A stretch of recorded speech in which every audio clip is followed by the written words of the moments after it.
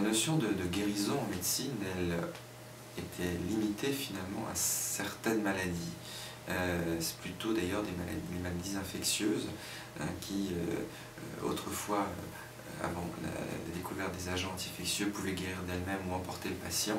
Et aujourd'hui, eh bien, grâce par exemple, aux traitements antibiotiques, peuvent être complètement contrôlés et du coup guéris. Par contre, la plupart des maladies en médecine, si on entend par guérison leur disparition, elles ne disparaissent pas, comme le diabète ou les autres maladies endocriniennes, les pathologies cardiovasculaires, les pathologies cancéreuses, et il en est de même pour les pathologies cérébrales, et donc pour la maladie bipolaire également. La maladie ne guérit pas au sens où elle ne disparaît pas. Par contre, elle peut être parfaitement contrôlée et devenir invisible.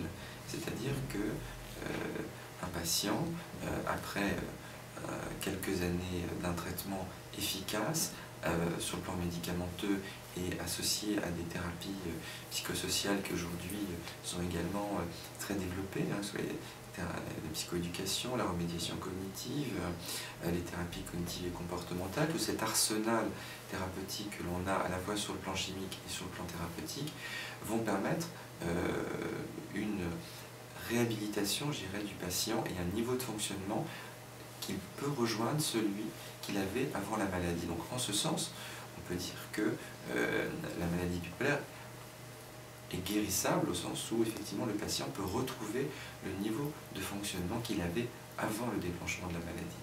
Mais pour autant, la maladie, elle reste souterrainement présente et l'hygiène de vie, la prise du traitement, le suivi régulier, qui peut évidemment s'espacer quand la maladie est bien contrôlée, reste une nécessité absolue.